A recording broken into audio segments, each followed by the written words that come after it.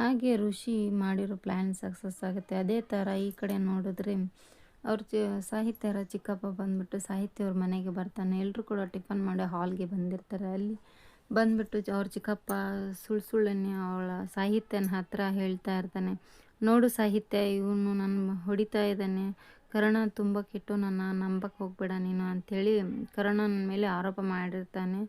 ಅವ್ರ ಚಿಕ್ಕಪ್ಪ ಅದನ್ನೇ ನಂಬಿಬಿಟ್ಟು ಸಾಹಿತ್ಯ ಕೂಡ ಅವ್ನಿಗೆ ಬೈತಾ ಇರ್ತಾಳೆ. ಅರುಂಧತಿ, ಏನು ಹೇಳ್ತಾ ಇದ್ದೀಯ, ನಿನಗೆ ಬುದ್ಧಿ ಏನು ಇಲ್ವಾ, ಏನು ಮಾತಾಡ್ತಿದ್ದೀಯ ಅಂತ ಗೊತ್ತಾ ನಿನಗೆ ಅಂದ.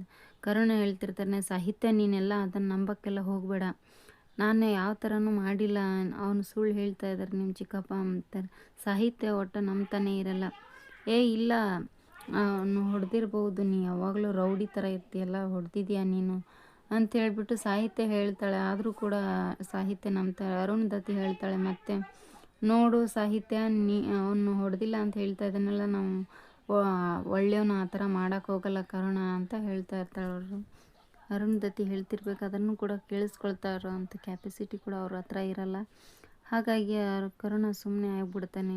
ಈ ಕಡೆ ಸಾಹಿತ್ಯ ಮತ್ತು ಅವ್ರ ಅಣ್ಣ ಇಬ್ಬರು ಕೂಡ ಮಾತಾಡ್ತಾರೆ. ಏನು ಪ್ಲ್ಯಾನಿಂಗಮ್ಮ ನಿಮ್ಮದು, ಮಸ್ತಾಗಿ ಮಾಡಿದೆಯಾ ಪ್ಲ್ಯಾನಿಂಗ್, ಅದೇ ಪ್ರಕಾರ ಆಗ್ತಾಯಿದೆ ನೋಡಿಲ್ಲಿ, ಈಗ ಹೇಗೆ ಮಾಡ್ತೀನಿ ನೋಡ್ತಾ ಇರು ಅಂತೇಳ್ಬಿಟ್ಟು, ಕರ್ಣ ನೀನು ಸಾರಿ ಕೇಳು ಅವ್ರ ಹತ್ರ ಅಂತ ಹೇಳ್ತಾನೆ. ಸಾಹಿತ್ಯ ಹೇಳ್ತಾ ಇರ್ತಾರೆ ಕರ್ಣನಿಗೆ, ಸಾರಿ ಕೇಳು ಅಕ್ಕ ನಮ್ಮ ಚಿಕ್ಕಪ್ಪನ ಹತ್ರ.